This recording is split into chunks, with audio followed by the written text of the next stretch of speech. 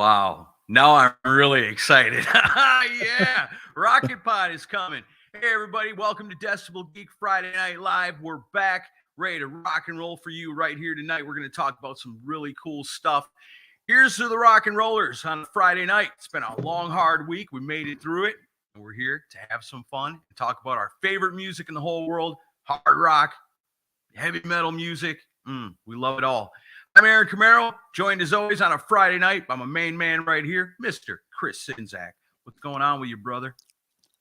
Got a few things going on, but yeah, busy as always. I love that commercial, man. That's the first time I've seen it. It's amazing.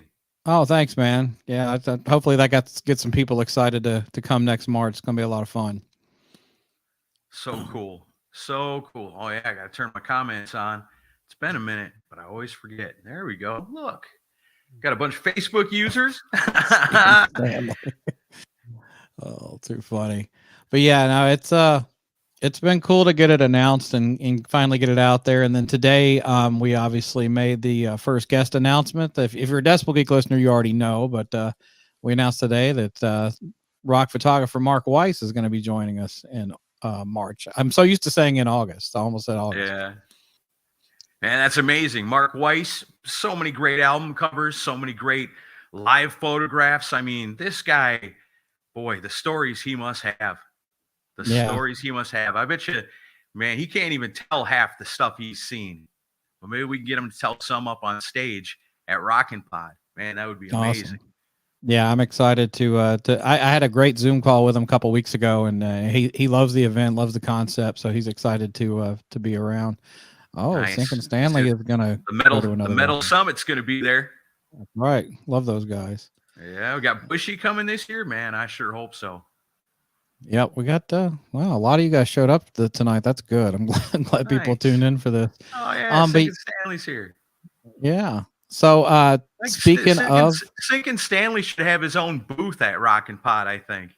Oh boy. Don't give him any ideas. And that will guarantee Paul Stanley will never come to the convention. Oh, yeah. Not that he was going to come to start with. But trouble. Yeah. Oh, yeah. No kidding. I got three looks. Got three looks in, Zach. You be promoting Rockin' Pod. That's what Paul Stanley say to you. Here's what you need to know before we go in here to Rockin' Pod. I got three looks. Yeah. No kidding. You remember the joke? Oh, yeah. It was the Tom Harper interview. Yeah. What were the three looks? I need a pick, I need a water, and I better not see you after the show. Yeah, that's what it was. Yeah. So Paul sounds like a real delight during the Dynasty tour. But yeah, anyway. So, we're here for a special reason. Obviously, it's great to catch up with all of you watching and keep the comments coming because we love hearing from all of you. Here for a special reason. Like we're about to bring our special guest on to talk about this. Yeah. This is Pictures Alive rock shows of the 80s and beyond. And the story behind this is just as entertaining as the photos are. And the book is just incredible. And we're going to go through some of these stories and show you some of the photos. Before we do all that, speaking of being, we're talking about photography. We're talking about Mark Weiss. We're talking about this amazing book. I've got a piece of photography I'd like to share. I know we don't got a lot of time for show and tell, but I'm doing it anyway. Check this bad boy out. I know it's kind of hard to appreciate looking through the computer screen here. Oh, you see what this is? It's a beautiful portrait. Well, it's not a portrait. It's a photograph of Chips Enough taken by our awesome friend Mike G. Gave this to me up in Louisville on our way to Indianapolis. You can hang it up. It's going up here in the studio. I can't wait to hang it. One of a kind. Very cool. I love rock photographers. Those guys are the coolest. All right. Well, are we ready to bring our special guest on? Speaking of the coolest, we got an awesome rock photographer we're going to be talking to today. Why don't you go ahead and introduce these guys? This book, I got one too. It's amazing. I can't wait to talk about it. Yeah. All right. So welcome to the show, Steve Roney and Scotty Davis. Nice. Hey guys, how you doing? Good to see you.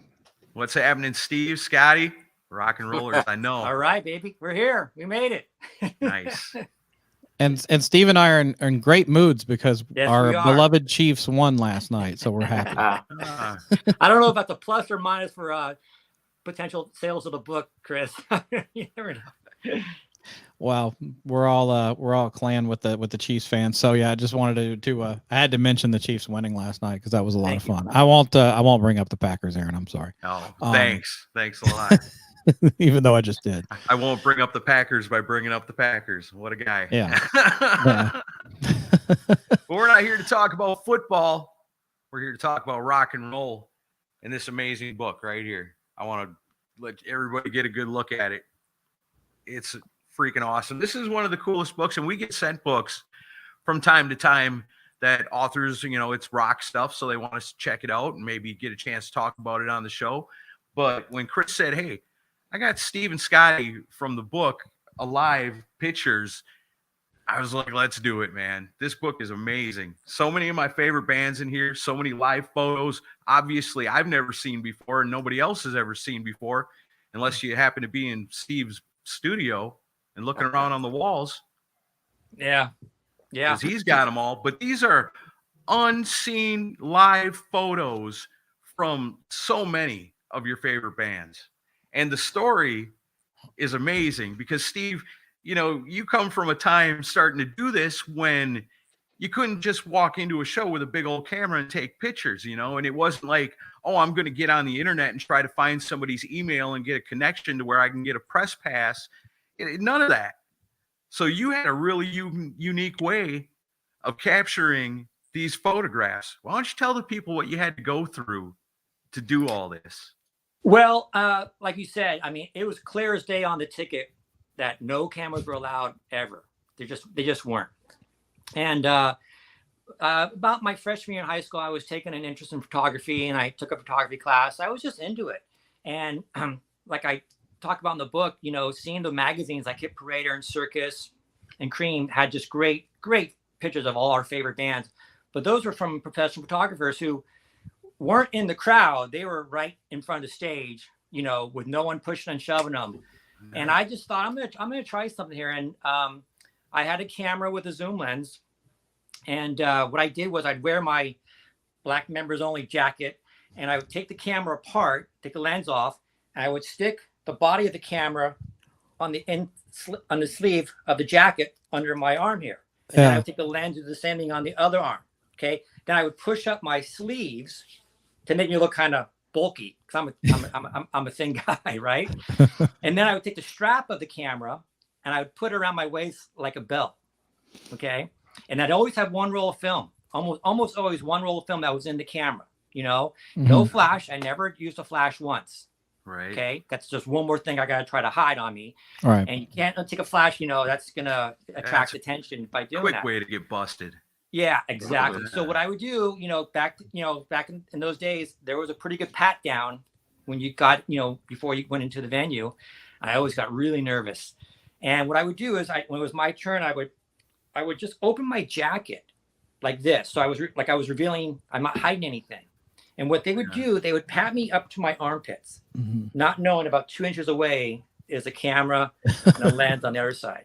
So I would do this. I would do this. So, and they would never check my arms, just up to my armpits. Brilliant. Okay. And then they would pat down all the way down to my ankles. Right. Yeah. And once I got in, I was just so relieved. I thought, I'm home free. Okay. I'm home free. And we'd get in, I'd be with my friends, either Dale or Frank or Brian. And we'd get in and we would just kind of push our way closest we can to the stage, but not too close because you don't want security to see you. Yeah. So we'd be with about 10 or 15 feet. And once the show started, again, and I want to point out, I wouldn't take pictures the whole time. I would take pictures for maybe 5-10 minutes throughout the whole show. Mm-hmm. And my buddy Dale would hoist me up on his shoulder, so now I'm above everyone. And I'd have to wait for the bright lights to come on because I got to rely on natural light. Because otherwise, I could put 4 books out of dark photos if you want to see those. I mean, they're crap, but I got a lot of those, right? So he'd hoist me up. And I'm just sitting there and I'm focusing. Again, this is manual focus, manual everything. No auto anything. And I would just sit there and I would just hold my breath so I'm not moving. And because we're getting pushed around, and I would just kind of wait for that light to come on, and I would snap a couple. And I'd be up for maybe 2 or 3 minutes, and then I tap my buddy Dale on the head. Okay, that means put me down. Mm-hmm. And I get down, and because I want to enjoy the show still. I don't want to take pictures the whole time, right? And we would do that maybe 4 or 5 times throughout a show, and I only had one roll of film most of the time. Most of the time, I had one roll of film, and then I hope for, you know, out of that 36 exposures, you know, I'd be lucky to get maybe half dozen what I call good shots. Right. So a lot of them were blurry, a lot of them were dark.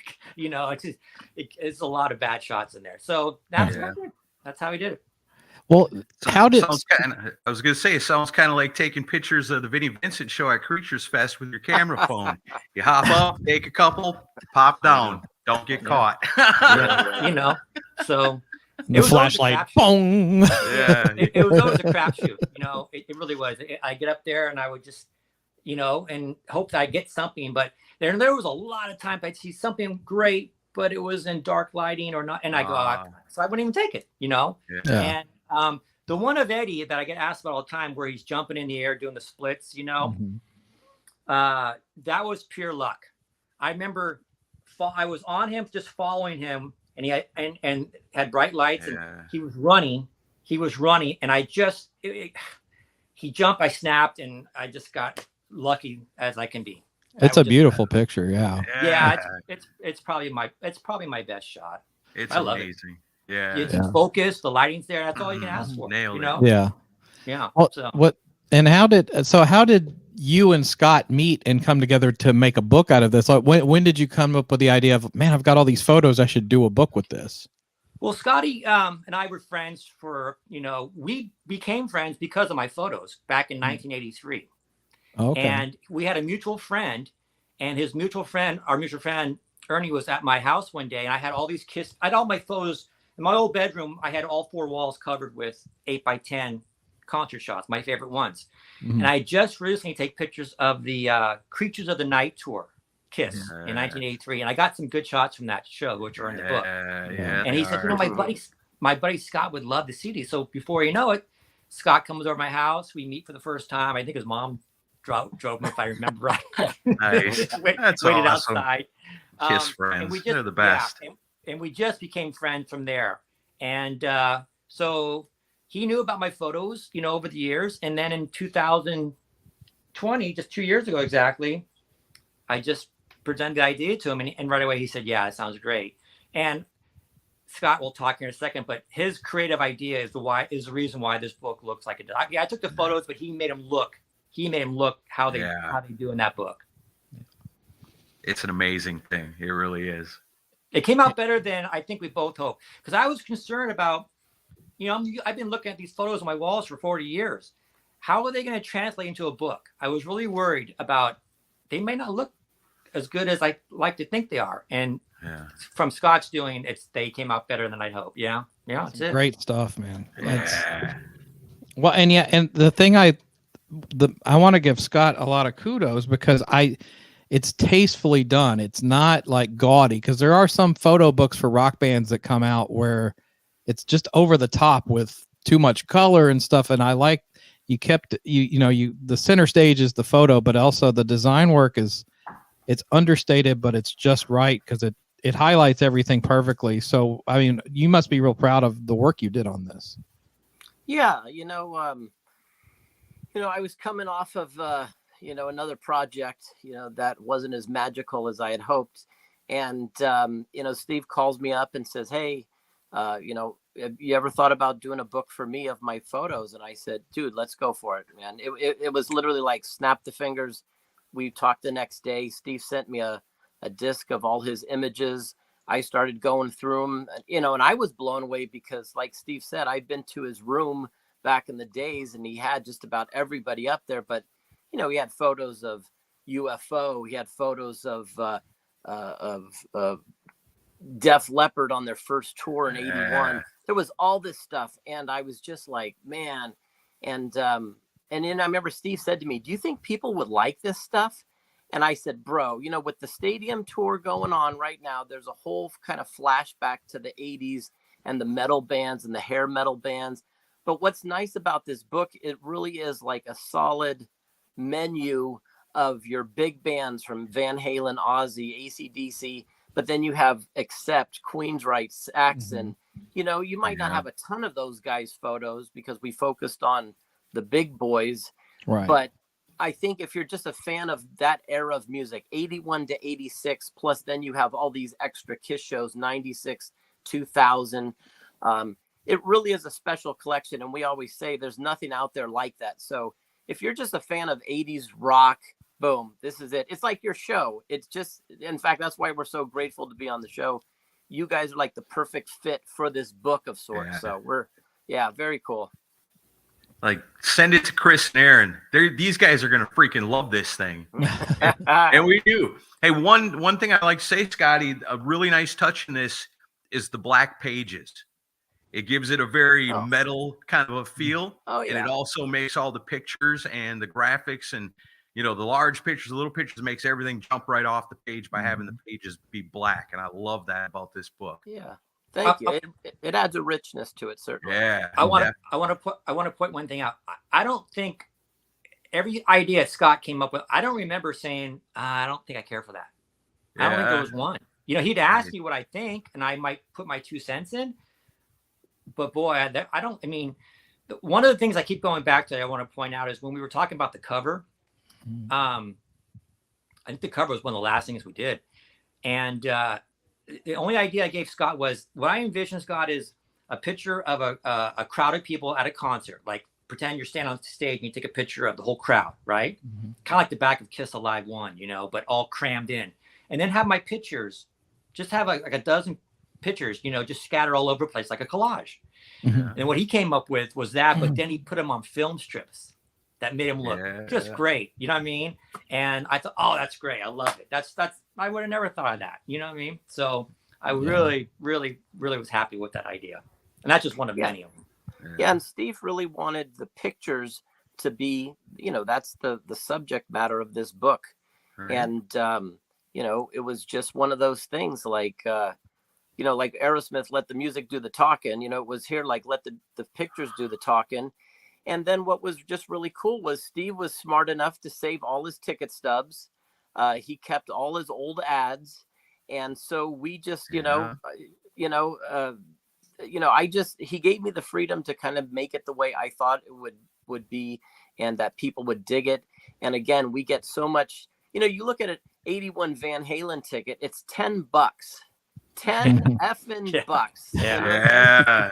And like, I think Steve paid 20 to his buddy for the thing. It's like, yeah, what do you say if someone offered you $20 to have, second row Van Halen dead center? You would say, hell yeah. Yeah. It's just cool to see all those things in combination. I think that's what we kind of joke that people have said. This really is like a time machine that takes you back to the 80s. Because you see the ad, which most people didn't save their ads. Some people have the ticket stubs, but we have them all, and it just adds to the total package of it all. So kudos to Steve. Yeah. And we've as many great reviews and compliments we hear about the pictures. They'll say, but the stories were great, and you had the ticket stubs, and then the set list. And I love it. We just kind of thought that was kind of just some sugar on top. We didn't think much of it, just let's add that, why not? Let's just put it in there. But a lot of comments on the ticket stubs themselves and the stories, and we thought, well, this was a 2-year project Scott and I were doing, okay, and we took our time. We didn't have any deadlines. We didn't set any kind of goal. I said, let's just do it. And every Sunday we would talk on the phone for 2 to 3 hours, because he lives in Massachusetts, I'm in California, and then we would talk a couple times during the week. And the first thing we did was we went through all the photos, which one we were going to pick first. And we did that. And then we had to do the stories. I had to remember a lot of these stories. And we took time doing that. And then so we just kind of put it all together, and it just came about the way it did. No order, no, it just happened, Loose, very loose, very loose. Yeah, Steve would tell me, he would just recount that story of whatever show we were working on that day. And then, I would start to have a vision of it. And, a lot of times, you have to do research and find out, some things that were maybe particular to that show. And then if some show, there's shows Steve went to that he got on his buddy's shoulders, he took the pictures, there was really nothing super eventful, And so then we would probably in the copy, we would just talk about maybe what that tour was like for Ozzy or Van Halen or some examples like that. But most of the time, you know, some kind of hijinks ensued. And, you know, Steve's got these, you know, stories that are pretty fucking cool. Like he's chasing Judas Priest's limousine all over San Francisco, and then they crash into the back of his buddy's truck, and the window goes down, and KK Downing says, "Is there anything wrong with your vehicle?" And we would crack up doing our British imitations, yeah. So it was a lot of fun to do this stuff, and for me to hear these stories from Steve firsthand, and then we would just kind of, you know, piece them together, and then I'd read him like the final thing, and he'd say, "Dude, I love that," or "Let's just hone this a little bit." And Steve, you want to tell him about the Steve Vai thing, because that's always funny. So the Steve Vai, the David Lee Roth tour, Eat 'Em and Smile in '86. That was the last concert I took. There was a 10-year gap. Okay, because I was done. At that point, I figured I got everyone I want, some multiple times. I was just kind of done. And I really wanted to get pictures of that tour, even though I had pictures of David Lee Roth from me. I really wanted to get Steve Vai and Billy Sheehan and that group, right? Yeah. Awesome. So I got some great pictures from that show. I think that was in December of '86. Well, maybe 4 or 5 months later, the job I had at the time was I was parking cars at Fisherman's Wharf in San Francisco. Really busy part of San Francisco, right? And one night, I was working the lower end of the parking lot, which is a big parking lot, and this car's coming towards me like they probably think they need to pay me to leave, and pulls up to me again. It's dark time, and there's Steve Vai driving the car. He got his wife or maybe his girlfriend next to him, and someone's parents in the back seat. Okay, so there's 4 of them. He goes, "Do I pay you?" And I don't go, "Oh my God, you're Steve." I go, "Oh hey, no, you got to pay." Oh hey, I go, "Hey," I just like, "Hey Steve, how you doing? My name's Steve, and I play in a band, I play guitar." So we end up talking for like 20 minutes while the car's running the whole time. Okay. Wow. And he's giving me all this great advice about the music business and what he did when he got started. Cause I was telling him how my band just did this demo tape, and I got it, and what do we do with it? He was just great. And when we got done, he says, "Well, do I pay you for the parking?" I said, "No, but I'll tell you what, I'll take care of your parking if you take my demo tape." He goes, "No problem." I go, "With my demo tapes in my truck, which is at the end of the parking lot where you have to leave. So I have to go up there and get it." He goes, "Well, just hop on." I said, "What do you mean?" He said, "Just hop on the hood and we'll drive up there." I said, "Okay." So I hop on the hood, and I'm blocking his view. So he's driving the car with his head out the window so he can see where he's going. I'm holding on to the antenna for dear life, right? He's cruising. He's not flying, but he's cruising. He's like, he's doing this. I mean, it's just, you just got to picture that. Here's Steve Vai was out the window. He's driving a rent-a-car. If you want to know what kind of car, it was a rent-a-car. It wasn't anything, And we get up to the, at the top of the lot. I give him the tape, and we, said, "Thanks, it was nice meeting you, blah, blah," and he drives away. Well, when Scott wrote up the story for that, this was great. It was supposed to be just for my viewing, my entertainment. He writes everything I just said. Okay. But at the very end, he says, as Steve Vai drives away, I see my demo tape fly out the window. But that didn't really happen. But Scott just put that in. It was just a joke for me. And I said, "Scott, we got to leave that in there." Yeah. But you got to put, "No, that didn't really happen." And we put, "No, that didn't really happen, but would have been funny if it did." It was just great. And, people have already pointed out, because Steve was a great guy. I don't want him like an asshole. He was great. But the way that was Scott's, that was great. And he just did that for my own, entertainment. And I loved it so much. We got to leave that in there. That's great. Yeah. We laugh about it every time we talk about it still. Yeah. It's great. Wow. That's hilarious.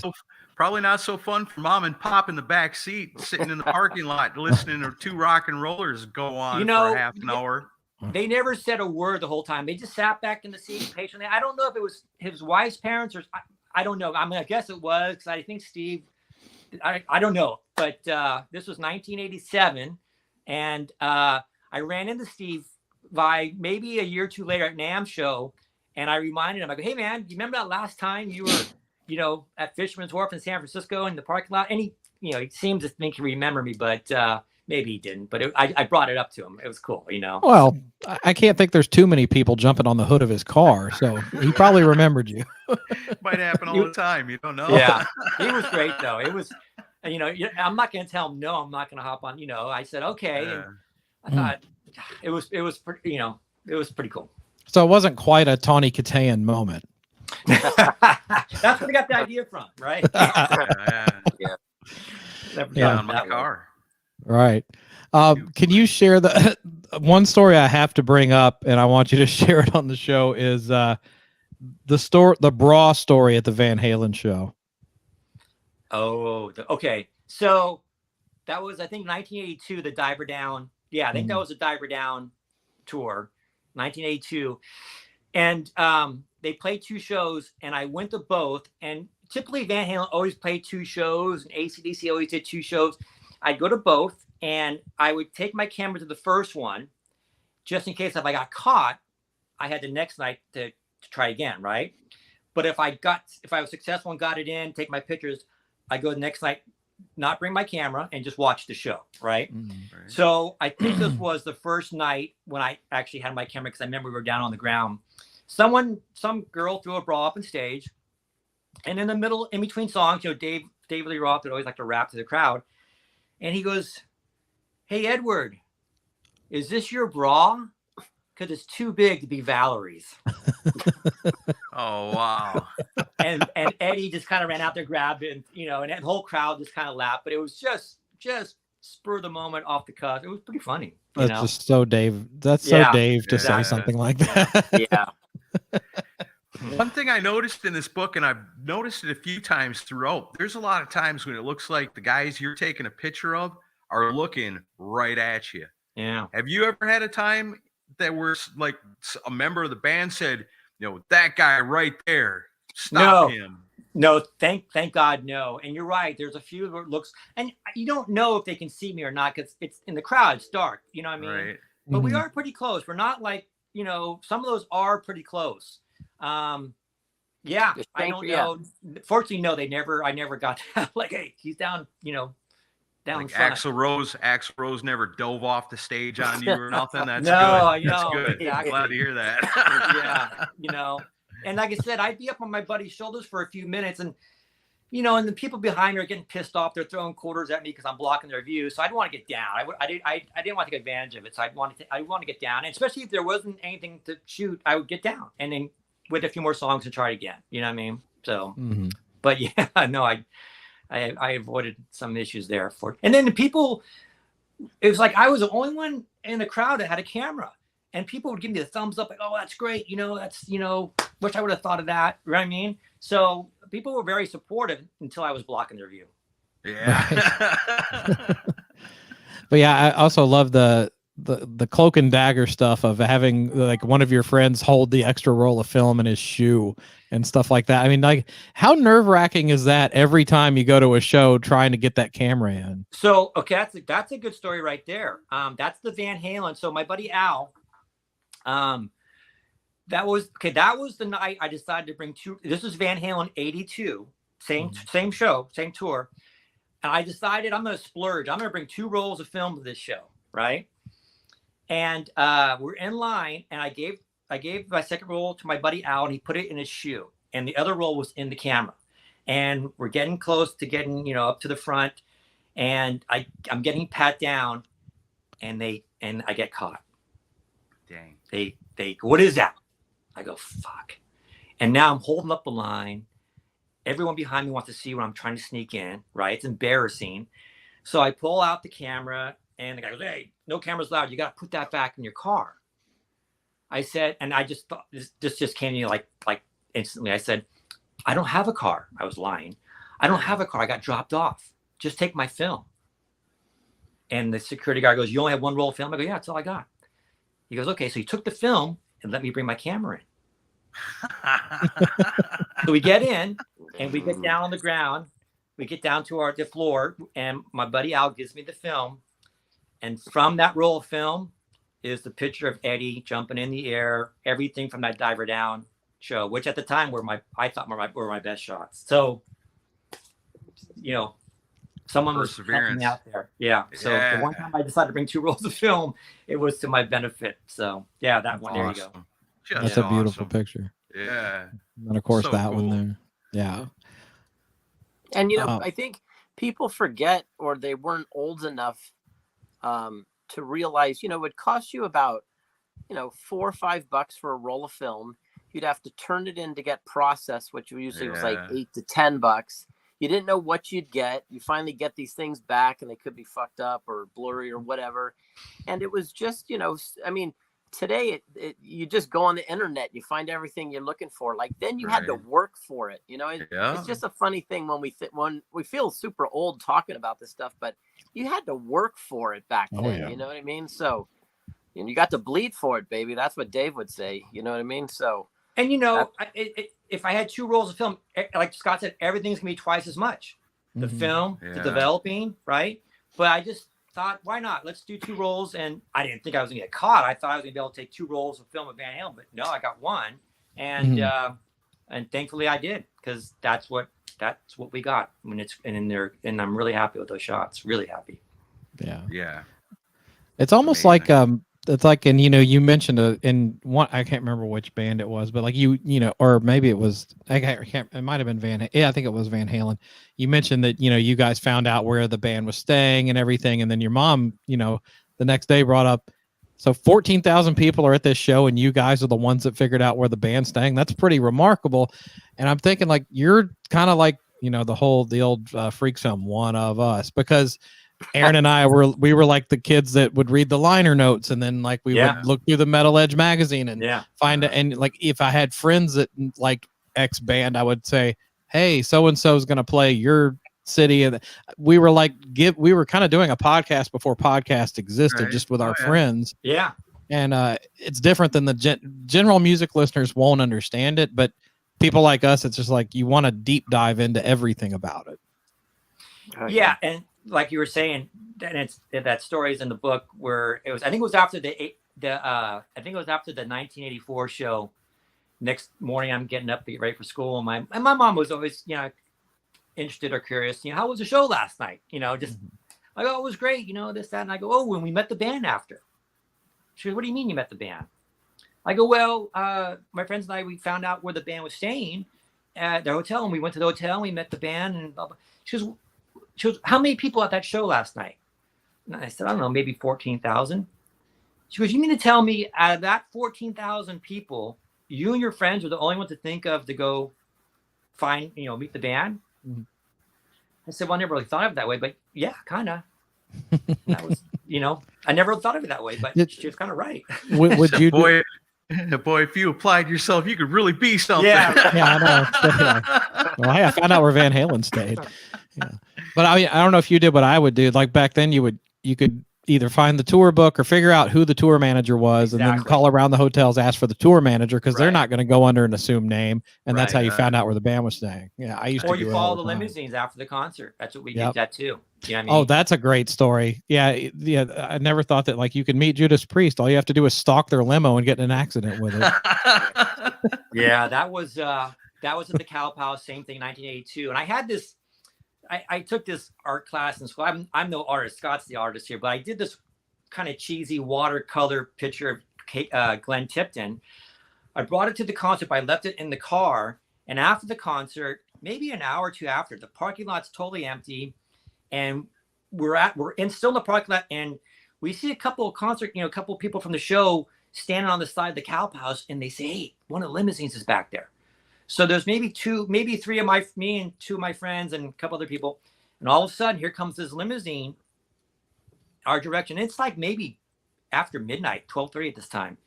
And as it's going by, I hold up this painting I have of Glenn. Now, we don't know who's in the limousine. We can't tell, right? Right. It goes past us, and then it stops about 50 feet in front of us. Like, holy shit, right? So we go running up there to see who it is. And the window rolls down, and Glenn Tipton goes, only one. I'm only signing one. That's right. That's what he said. So we get up there, and it's Glenn Tipton with a girl, and sitting across from him was Rob Halpert with 2 girls on either side, a girl on either side of him. And he had his hand on one knee and his hand on another knee, right? And these were not girlfriends. These were not wives. These were Groupies. Yeah. not groupies. No, they weren't groupies. They were hired help. Let's put it that way. Okay. All They were right. beard. You could just tell. So Ladies in waiting. yes. Yeah. And so Glenn signs my painting, and we say, hi, you guys, and then they split. They take off. That was it. And then within a couple minutes, here comes the next limousine.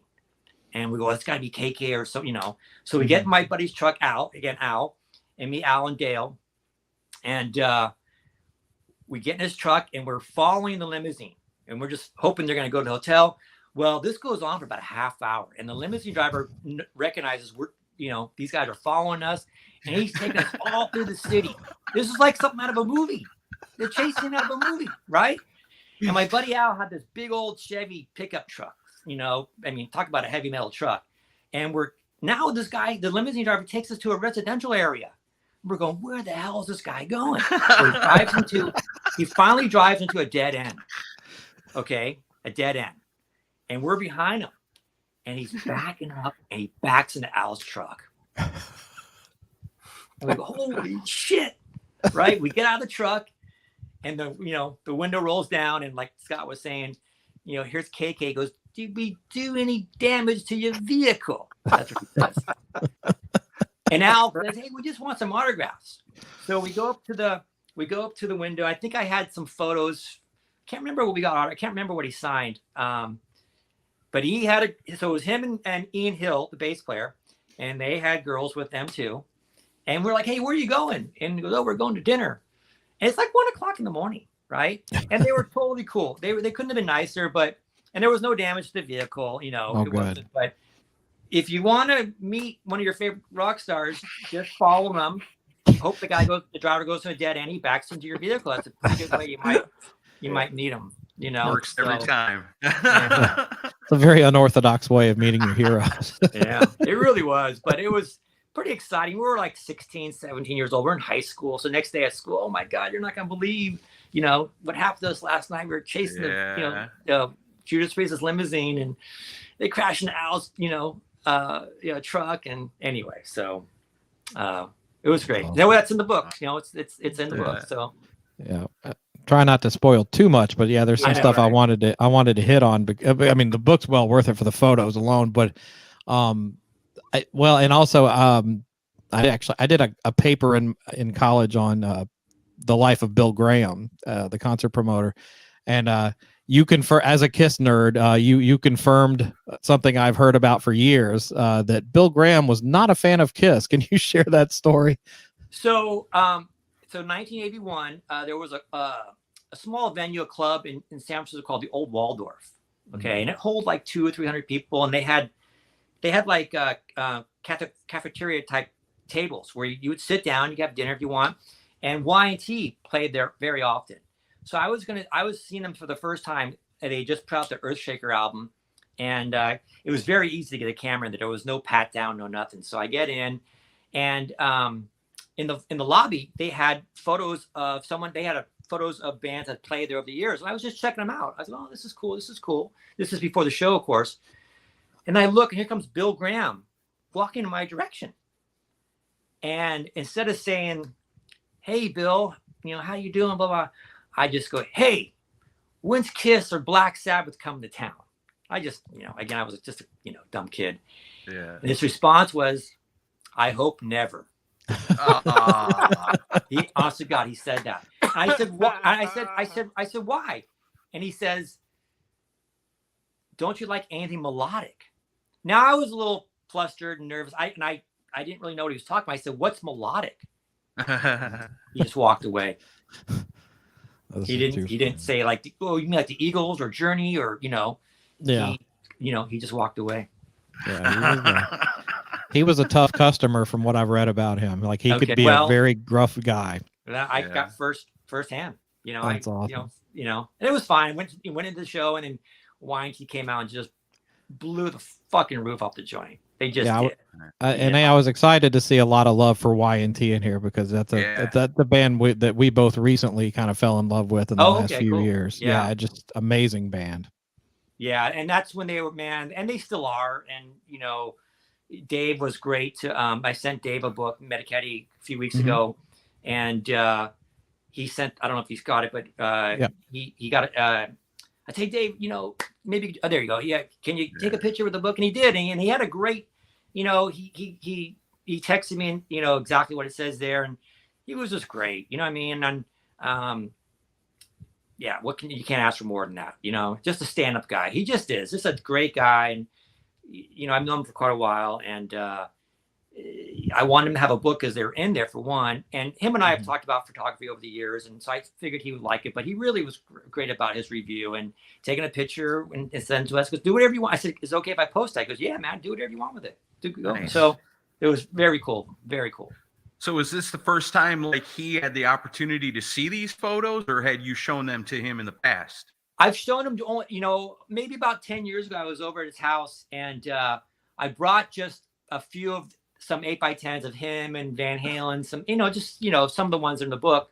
But no, he'd never seen all of them like that. And again, he didn't know. One day I sent him the book, but I didn't tell him it was coming. And I texted him, hey, Dave, I sent you a package. You should get in a couple of days. He goes, okay, great. I'll look forward to it. And then when he got it, he got COVID from one of his shows. He just played, and they played 2 shows over, this is about a month ago. And he goes, hey, Steve, I'm isolated right now, and I don't have the book in front of me, but once I'm better, I'll go through it. And like a week or two went by, and he texted me, he goes, oh, man, I went through it, and this thing is great, And he said, just like everyone says, this brings you back to that time when bands were at the top of their game. And it's really true, you know what I mean? So he was, and then I said, I go, Dave, I'm going to ask you a small favor. If you say no, I'll totally understand. I'll still think the world of you. But what we've been asking people to do, have a book, is to take a picture, with it. So, and he got right back. He says, sure, no problem. I'll get to it when I can. And then within a week, he sent it to me. He goes, here you go. Hope you like it. And it's great. It's great. That's cool. Well, there's one story that ties 2 of you guys together involving an Ozzy concert, and I'm going to embarrass Scotty here. I have to hear this story about the fake tattoos and the almost rock star encounter with some groupies. Yeah. It was Halloween, and a bunch of friends were going to dress up like something, at school. And a couple of my friends dressed up like guys in Motley Crue. One guy, my buddy Bobby, kind of looked a lot like Randy Rhoads. He played guitar. He was thin. He had the hair, the whole bit. And so he dressed up as kind of this glam guy. Wasn't so much Randy Rhoads, kind of a little more Hanoi Rocks kind of thing. And then I just said, well, some people said I looked a little bit like Ozzy because my hair was longer at the time and stuff like this. And so, being creative, I just said, oh, I got to draw the tattoos on to make it real. I don't want to just say I'm Ozzy with eyeliner on and try to pass that one off. So I remember, being in my bathroom with the mirror from the medicine cabinet opened slightly to reflect the mirror that was in front of me, so I could draw it, the right way, even though I'm seeing it kind of backwards.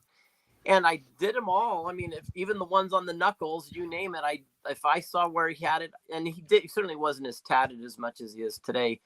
But then I did this big Ozzy shirt because I thought they wouldn't let me walk around school with no shirt on. But long story short, then I decided to do the same thing when he played the Bark at the Moon tour. And so I'm standing in line, and again, kind of dating ourselves back then, you just got there early. It was all general admission shows. You had to stand in line. I remember these 2 girls came up to me, and they were kind of buzzed.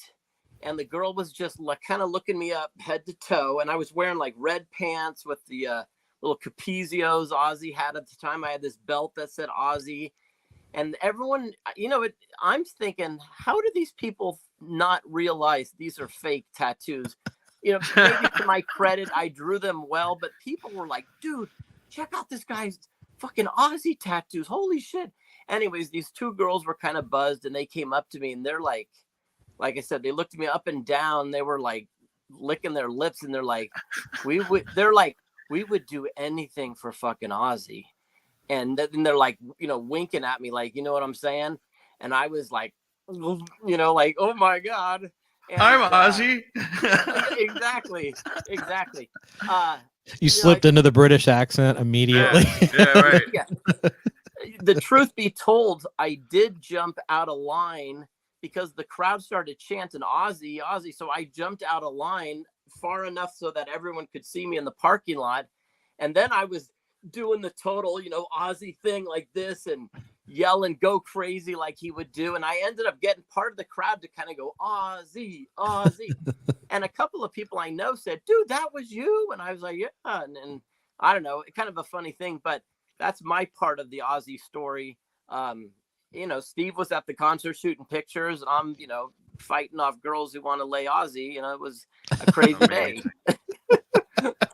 So, yeah. Oh man. Yeah, I laughed really hard at that. And then there's a photo, and that's one thing I won't spoil. There is a photo in the book of you done up that way. Yeah. It looks great. I mean, it really does. And when he showed to me, he goes, "Can we put this in the book?" I go, "Yeah, that's great. We got to put that in there." You know what I mean? So that's a trip when you find out somebody that you're friends with, some years down the road was at the same show you were, and you guys didn't even know each other. Yeah. Well, Steve and I were probably, I don't know, 4, 5, 6 of these shows together. Steve certainly went to a lot more than I did, but Creatures, Van Halen, 84, Ozzy, 84, a bunch of them, yeah. So, and like I think you alluded to it earlier, these are shots of the bands in their prime. I mean, Kiss is still going, God bless them, kind of thing. But, at 83, we were saying, these guys are like, 30 years old or mid 30s. And it's just like, they're 70 now doing this, you know what I mean? Yeah. Paul could jump, God bless Paul. He can still jump pretty good. Mm-hmm. But it just was one of those things, coming off of the, my dad didn't let me go to the Dynasty show because I was 11 years old. And he said to me, if Kiss is still around when you're 16, I'll take you to the show. Well, shit, Dad, I'm 55 now. Like, you know what I'm saying? Like, I'm still waiting for those tickets. But, but again, the Creatures tour, that was a big deal.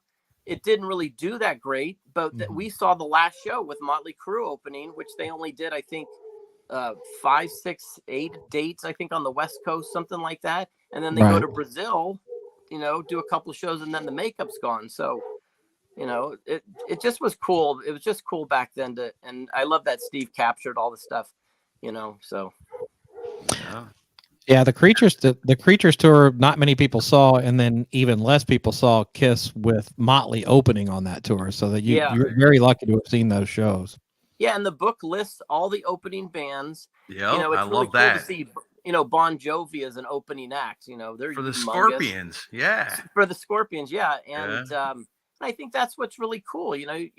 We joke about the story where the Outlaws opened for Sabbath. Yeah. And that whole thing, the toilet paper, I wasn't at that show, but Steve and I would get hysterical laughing about the guys. Imagine his hat getting knocked off. The lead singer of the Outlaws, his cowboy hat getting blown off with someone hucking a toilet paper roll at his head and then storming off stage. I mean, we get, like I said, we would laugh, every weekend we talk about it. We'd go back to that story and stuff. And that's what was really cool. What we would do is if we worked on a story and Scott would fine tune it, and then we get back on the phone and he'd read it to me. Okay. And then we, make any corrections or not.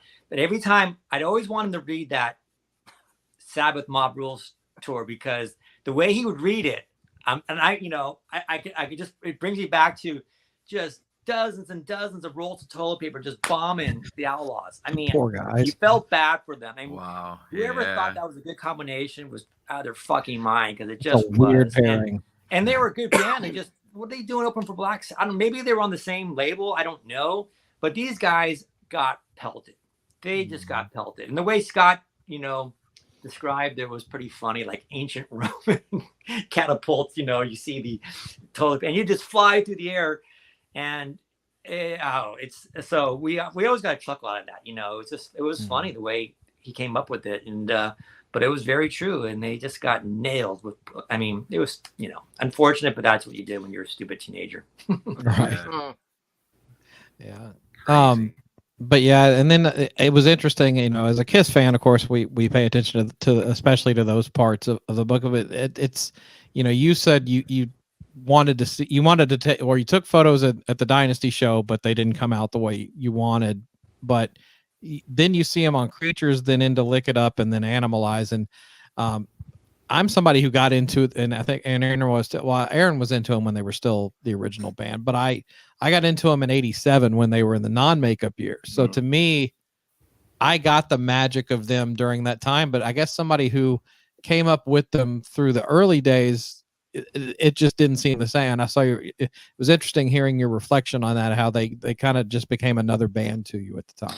Well, you got to remember, Kiss was, in my opinion, Kiss was without a doubt, with the makeup, the most photogenic band out there. They just were. I mean, between the costumes, the makeup, and everything, you can never get tired taking pictures of Kiss. So even though when I took pictures of them at the Creatures tour, two original members, and of course Eric Carr and Vincent, it was still, a great display. It was a great display, and I was really happy with those photos. And then the following year, they come back around, taking the makeup off for the first time. So we went to that show, same thing. And I remember when afterwards, when I got my photos back, I thought, something's really missing here. It just doesn't look right.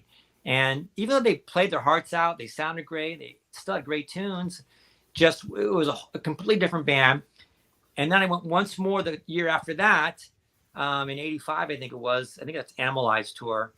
And it was just very apparent that, the whole mystique was gone, everything was gone. And so I was done taking pictures of them at that point until '96 when they regrouped, of course, with the original members with the make. I go, I gotta try to get pictures of that, but the only problem with that, by now everything's reserved seating, no more general admission, no more fighting crowds. So, I think I had to go to. I saw them in San Jose, but I didn't take my camera because we had far away seats. But we drove to Sacramento the next day, had seats on the floor, maybe 18, 19 rows back, and I got some okay shots of that. But in 2000, on the first Fail War tour, we got good seats down in front, but I got caught. I got caught at that concert. I had 3 rolls of film, and I still got some shots, fortunately, but. That was great seeing them that close. I think we had 7 row seats maybe, but I'm really dodging security, man, because they're all over, and you're not crammed in like you're in a sardine can like the old days. You know what I mean? You're you're very visible. So I'm ducking and taking pictures and learn my lesson from the the Van Halen 1981 concert where I'm taking pictures. Don't get greedy. Stop maybe halfway, roll that film up, pass it to a friend instead of keep going. And I did that. And unfortunately got some good shots from that tour. I was wondering about that. About how much it changed. What's that? I was wondering about that when we were going to get to like the more recent years about how it changed so much and how trickier it must be. It changed a lot. You know what I mean? And again, no more general admission, like I said. So it became more challenging for sure, 100%. And so I would bring more rolls of film and hopefully get some. And I did, and I was very happy with what I got. I saw them. I think there's 3 shows from that farewell tour. I went to all of them and got my camera in and got pictures of all 3 shows. So what I noticed was, and someone else asked me this recently, was the lighting was way more now than it was 40 years ago. Way more lights, not a problem at all with waiting for bright lights to come on. I don't think I had a dark shot at all at those Kiss shows. You know what I mean? Right. Yeah. So it was a lot easier for sure. It's a lot easier. So we got a viewer with a question for you. What was the best stage show that you think you photographed? Because you photographed some really legendary stage productions. That's a good question, man. That's a really good question. You know what? Dio, Ronnie James Dio, one of my favorite, always had just big badass productions. And so did Judas Priest. It was always like a competition with these guys. It seemed like who's gonna have the biggest stage production. And I'm gonna say it could be a toss-up, but the Dio, I think it was '85. The Sacred Heart tour. The Sacred Heart tour with the dragon. When he had that dragon. Yeah. But again, I don't really have photos of that because it's dark. I always focus on the musicians. I never really focused on the stage production, but that's a good example of a great stage production. And even the one before that, Last in Line tour, oh my God, I mean, just great. So I want to make sure I saw these shows and not being busy taking photos the whole time. So I'd probably give it to either Dio or Judas Priest in those early mid 80s for sure. Very Nice. good. Yeah, good question. I like that. But yeah, any other let's try to go back to Kiss, because I'm a Kiss nerd. But one thing about interesting, you taught the show, I think it was the Lick It Up tour, where they had booked the arena, but then sales were so paltry that they moved it to the Berkeley community theater. Yeah, so I think Scott, wasn't it originally supposed to be at the San Francisco Civic where the Creatures tour was? Yeah, exactly. I mean, the ads came out, and then tickets, like you said, were light, and then next thing you know, there was some rescheduling. The Berkeley Community Theater, and if you live in San Francisco, there's a funny little dynamic between you live on the peninsula where Steve and I did, or then you go across the bay, to Oakland and Berkeley and stuff like that. It's almost like another world of sorts. And when it said Berkeley Community Theater, I remember thinking, what the fuck is that? Like, where's that place? And then it was like, maybe a stage about 5 feet tall. It was low. I remember they had the tank still, which I thought was cool, but they were probably struggling for money, so they just kept that stage. But yeah, I mean, I liked the show. I always liked Vinny personally. I mean, he was giving it his 2 cents. But yeah, it was one of those things you just started slowly kind of fading. I know Steve talks a lot about that in the book. Yeah, I think and honestly, guys, back then, the only way we found this out was on the radio. Mm-hmm. And it was like literally a day before. Oh, by the way, that Kiss concert that was supposed to be at the San Francisco Civic is now at Berkeley Community Theater. What the hell is that? Because none of us have ever been there before, because it's probably less than half the size of I'm sure it's got to be less than half the size of the Civic. Okay. Yeah. And it's like, okay, well, I guess that's where we're going now. But yeah, that was last minute, man. Like the day before. Yeah. Vinny Save. Someone wrote Vinny Save Kiss. I agree. I'd have to say yeah. I saw the Vinnie Vincent Invasion. I want to say it was at Berkeley again, but I think it was a club. I was with you. You and I went to that. Yeah. Oakland, nightclub. Oh yeah. Okay. I think that was one of their last shows too, wasn't it? Maybe so. I don't know. It might have been. You know what? I think you're right. I think it was. Steve's hair was pink back then. I remember that. Yes, it was. Oh wow. Not so really. Funny.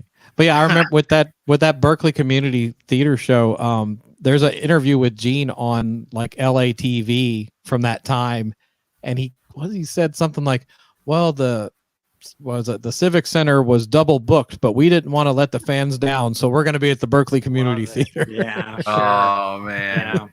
Uncle Gene. Yep. That's cool. Oh, I love this. Great. The Berkeley Theater saved Kiss. Yeah, you're crazy. Crazy. Our friend Bushy has a question for you.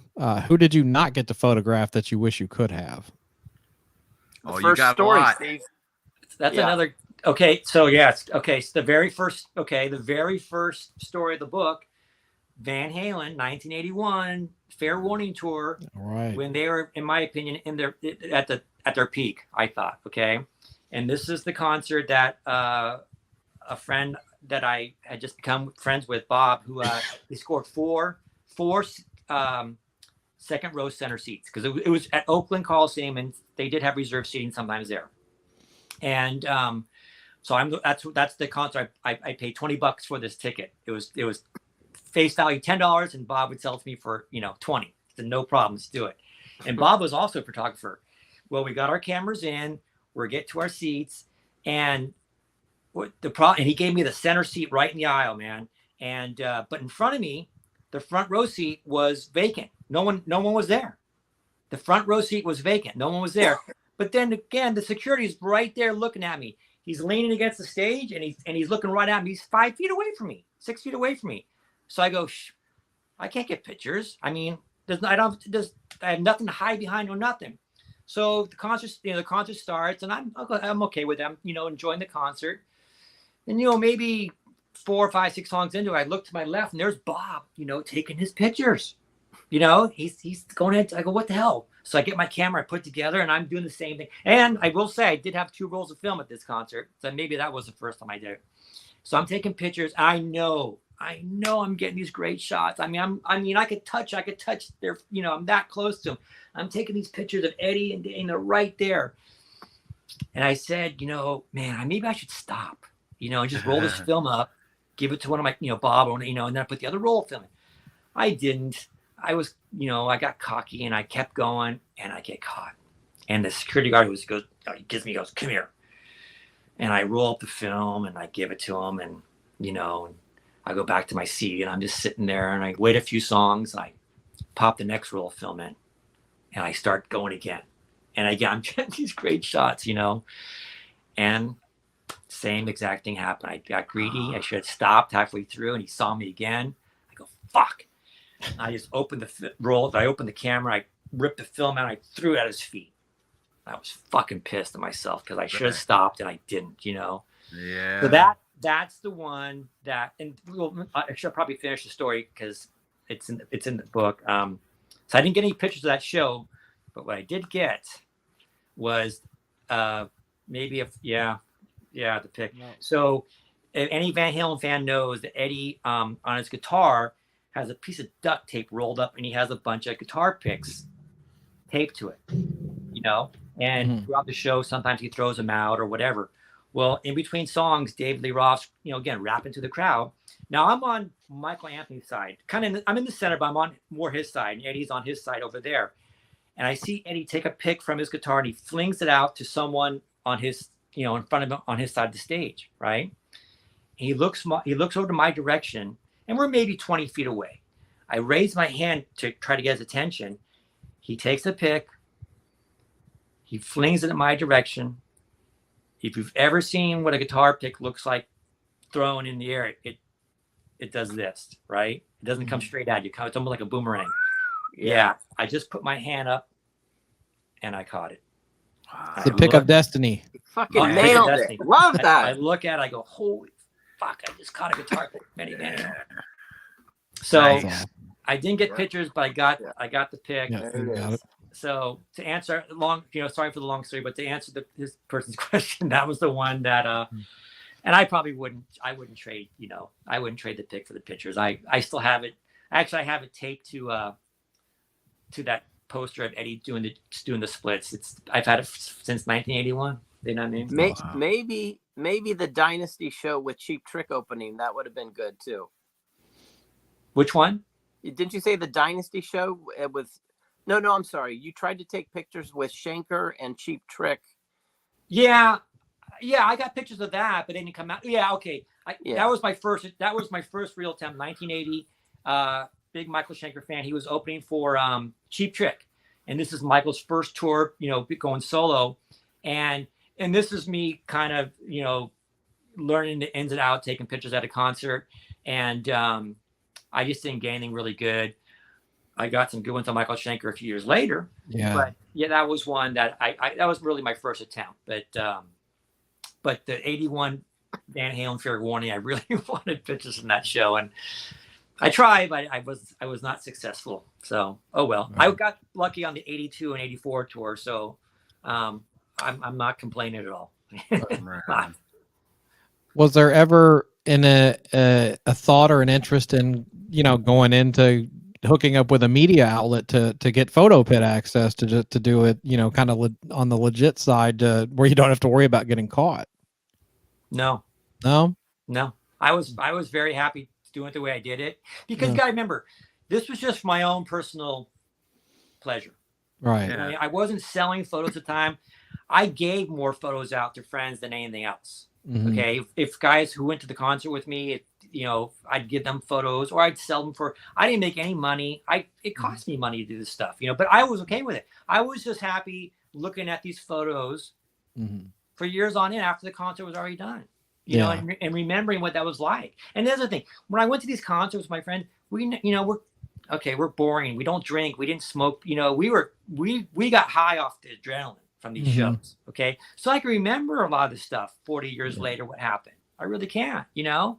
And I just enjoyed, again, all these bands we're talking about are so photogenic. They really were. And they, you know, they had the costumes or the clothes and the hair and the lights and everything. So they made it worth taking pictures, all of them. They really did. And that's all. I just enjoyed it. So I know I never really, you know, I don't know what that would be like to, you know, not fight with the crowd, not try to sneak the camera in, you know, get on my buddy's shoulders. And not that I, you know, got a thrill out of, you know, doing it because it was work. And, but I'll tell you what, there was really nothing more exciting that if I was successful getting pictures, the next day taking that roll to get the felt, okay, and it took a couple of days. I was never more excited than going, okay, Steve, your picture's ready, come and get them, and going to see what I got. Every time, you know, and even my buddy Dale Miller, he was with me, you know, I was on his shoulders for most of these shows. He would go with me a lot of times, and we would talk about, man, let's hope you got something. And I usually would get a few. It wouldn't, trust me, the whole roll, no, I didn't get, I don't have any concerts where the whole roll I got great shots. But I was very, very content if I got half a dozen good shots. I really was. So you know, I was going to say to this point, you know, a lot of people have been writing amazing comments on our Facebook page and all that stuff. A lot of people, I think you showed it, Chris, earlier. There's like an ad with like 9 different pictures, and we did one of 9 different guitarists, and those ads are doing phenomenally great. People keep asking us though, like, where's Slash? Where's Alex Lyson? Where's this guy? Where's that guy? And I keep kind of trying to answer them all. But, you know, what we're trying to say is we're just featuring the pictures from the book. You know, this was 81 to 86, you know, Guns N' Roses was in the clubs, or they hadn't come out, you know, blown out yet. And truth be told, there is a Rush ad in the back of the book. Steve did go to the show, but didn't take any pictures. So, you know, respect to all these bands. I mean, we're big fans of tons of these bands. It's just some of these guys aren't featured in our ads because we didn't have pictures of them from the book. That's all. Right. Yeah. It only makes sense to talk about bands that are in the book. Yeah. And the bands that are in the book are just bands that Steve happened to go to and bring his camera, and everything worked out just right. Yeah. There's a couple of ads I think in the back that it was shows Steve went to, but didn't have the pictures, but we just threw them in there because, you know, people enjoy seeing it. You know, I threw that Dynasty ad in the back. That was the one my dad wouldn't let me go to the concert. And so I see it and I just go, oh, dude, you know, kind of thing still to this day. But, you know, we know the Kiss fans, and I was a big fan of your podcast, the Kissmasses in July and all that stuff. So it's like when we start talking Kiss, you know, Steve and I get jolly and start frothing at the mouth, want to talk more. But you know. We know. Yeah. You know, one thing, you know, I think if you want to tell one more story, Steve, it's like we talked about the Creature show, because I was at that show with my friends. Steve was there with his friends. It was Easter Sunday. And I remember saying to my mom, going to the Kiss concert, and she's just like, it's Easter Sunday. Like, it's almost sacrilegious. And it was like, no, I got to go. You know, Dad didn't let me go in 79. And, you know, I remember going, it was at the Civic, which is kind of in a little plaza in downtown San Francisco. And Motley Crue's tour bus came rolling right in front. And it said the Crew, you know, Motley Crue up on the little bus sign. And I jumped on the front of the bus because it was going real slow. And I'm holding on to the windshield wipers as I'm standing on the bumper. And the band's all in the window going like, bro, and like just posing. And I'm like, wow. Here's Nikki Sixx and Tommy. And they're all just, just working it like those first, like the Live Wire video. And then meanwhile, Steve is around the back. Tell them, Steve, you see Paul and Gene without their makeup. Yeah. So again, I did this cheesy watercolor painting of the Creatures of Night album cover, right? And this was before the show, and I brought it with me, and we just went to the back of the venue, and we see this door, and it's open. And there's Gene. I remember he was wearing like a long leather trench coat, no makeup, and then Paul's right behind. They're talking to people, and it's just me and my friend Dale and a friend of ours, Nadine. We're going, Gene. He goes, what? You know, and he comes over and he actually signed the painting, right? Wow. And oh wow, that was great, you know, blah blah blah, you know. And we were all jazzed because they, you know, we saw him without the makeup, right? We saw him without the makeup. That was before they officially took the makeup off. And we didn't know then. We didn't know then. This is April, right? 83. We didn't know then that they were going to take the makeup off shortly after that. You know, so that was kind of a big deal. But obviously, they weren't hiding it so much at that time, right? They just weren't. And then also, what happened was, so Motley's tour bus was right behind us. The one Scott was, and even though Scott. We didn't see each other at the show. We didn't know each other then, so we hadn't met yet. So the Motley Crue tour bus was parked right behind where I was just talking about on the street. And our friend Nadine went to the concert with me and Dale because she was a Motley fan. And I'll tell you the truth, I really wasn't familiar with Motley Crue that much. I didn't know their music and I didn't really know much about them. So our friend Nadine wanted to catch a ride with us. So we said, sure, come on. So we went around to the driver's side of the bus, and there's Nikki Sixx just sitting in the driver's seat, right? And he's got the window down. He's talking to a couple of people. So we go up, and, you know, we're talking to him, and I'm just having a conversation with him. And he was cool. He was really nice. And Nadine, who was really nervous, and she's a friend, she goes, hey, Nikki, can I... By the way, this is in the book. Just, you know, this is also in the book. She says, hey, Nikki, can I get your autograph? And he says, sure, let me sign your tits. Don't be shy. I'm not. I'll never forget he said that. Don't be shy. I'm not.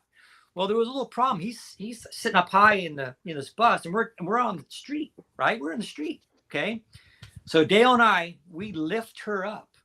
We hoist her up so Nikki could, you know, and I guess someone had a Sharpie, and he kind of just pulled it, and, you know, I think she pulled it down and he signed it, or he signed her tits, and that was it. So the next day at school, and I even say this too, I said, you know, the next day at school, I said, you know, Dale and I were pretty cool not telling everyone that Nadine got her tits signed the night before, but I'm pretty sure we told a few people.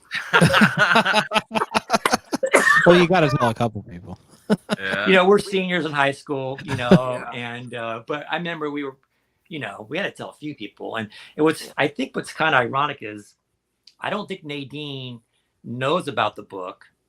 If she does, she doesn't know she's in the book. So nice. Until now. and then after the show, Steve sees the Motley bus again, and Vince and Mick Vince, he said, was all fucked up, drunk out in front of the bus, and he gets his Kiss Creatures of the Night painting signed by Mick and Vince, who writes, you know, something all drunk. It's in the book too. Yeah. I had him sign the back of. I don't want him to sign the front of. You know what I mean? Where Gene just signed, right? So I had the back of it signed. Nikki signed like early. He said, you know, I think he put "Kill 666" or something. Scott, right? Yeah. And Vince was fucked up. This was after the show. Okay, we would tell by the autograph. We just went back to rock your ass off or something. Yeah, you rock your fucking ass off and scribble. And Mick was there. Mick was, you know, what did Mick write? You could pick. You can pick of this. You can something, but you can't pick your nose. I don't know. It was like some kind of weird thing. You could pick your friends. You could pick your nose, but you can't top the crew. I think that's what he said. Something like that. Yeah. You know. Yeah. Didn't see Tommy, and so there's a picture in the book of the back of the Creatures painting I did of the three, you know, three guys from Motley Crue signing the back of it. So yeah. And again, I really wasn't a fan then. Wasn't until 1984 I became a big fan of theirs. And you know, like this is a great example. Steve and I were talking about the Creature show because he's got these amazing photos. And I have to say again, he's got a lot of photos from the Creatures tour. You know, everyone that's gotten the book has been surprised, like, wow, there's a lot of Creatures photos and they're all pretty decent.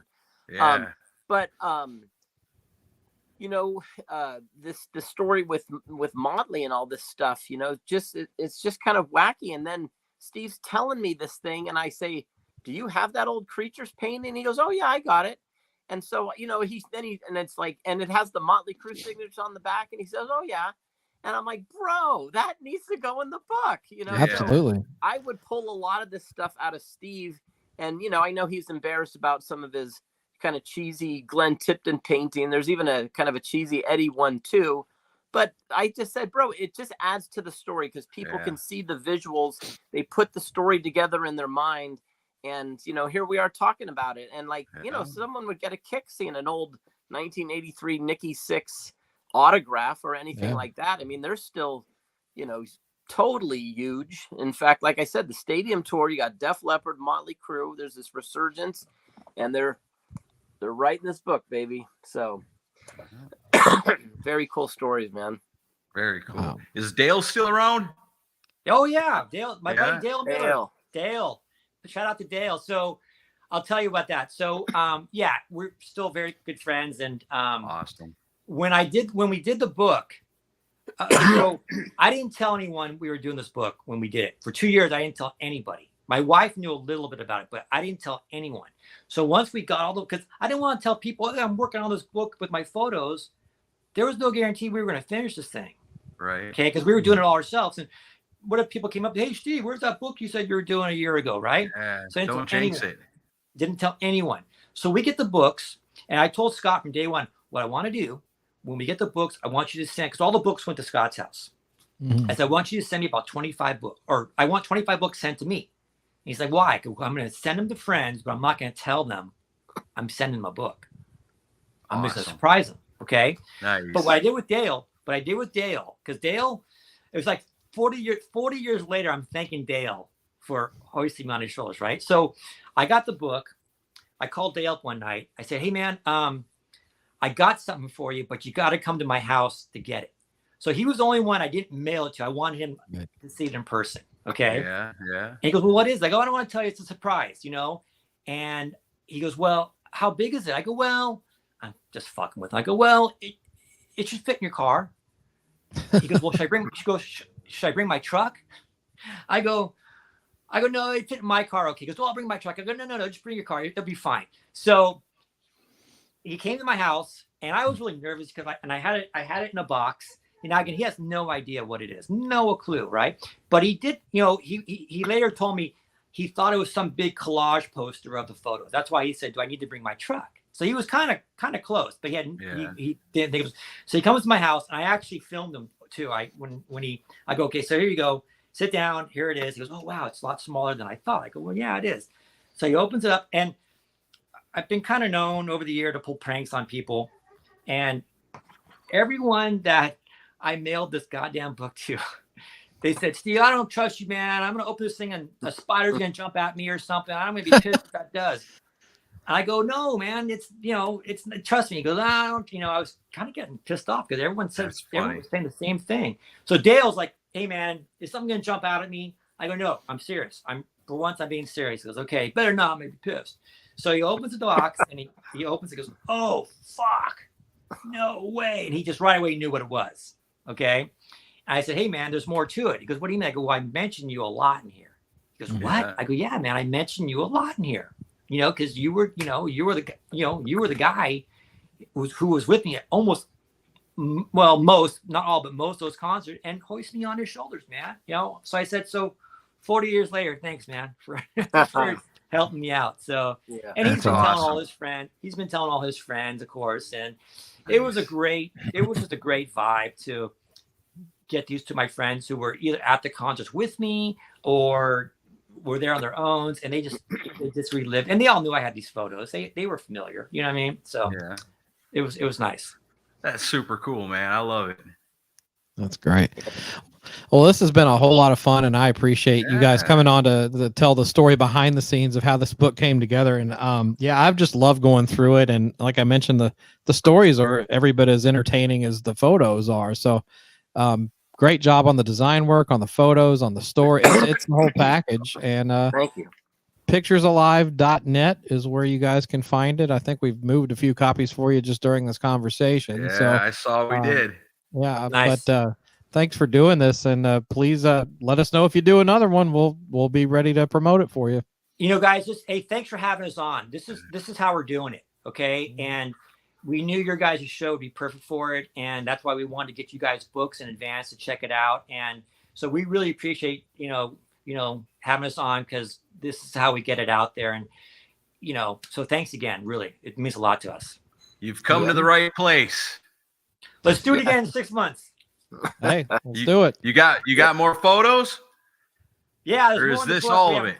Yeah, right. No, someone asked me like, hey, you going to do another book? I go, another book? Are you freaking crazy?